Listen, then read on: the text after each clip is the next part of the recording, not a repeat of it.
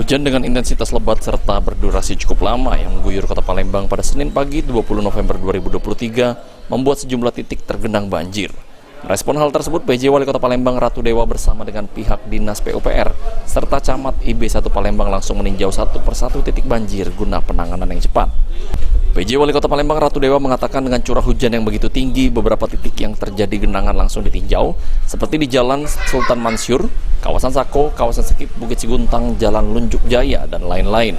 Dari tinjauan yang dilakukan didapati genangan banjir yang terjadi akibat adanya sumbatan pada drainase akibat sedimentasi yang tinggi dan juga tumpukan sampah. Menyikapi hal ini, saluran drainase sudah dibersihkan dan air bisa surut dengan cepat. Untuk penanganan cepat banjir di Palembang, petugas PUPR sudah dibagi zona penugasan.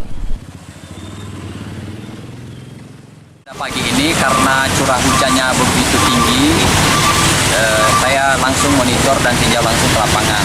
Ada beberapa titik memang terjadi genangan airnya, diantaranya di Jalan Sultan Mansur, terus di Sako, di Sekip, dan juga di Jalan Tunduk, dan beberapa titik lainnya.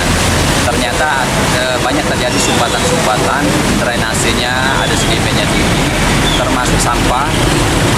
Itu segera kita turunkan karena kita dari awal sudah antisipasi pembagian zona dari PUPR dan insya Allah cepat kita atasi.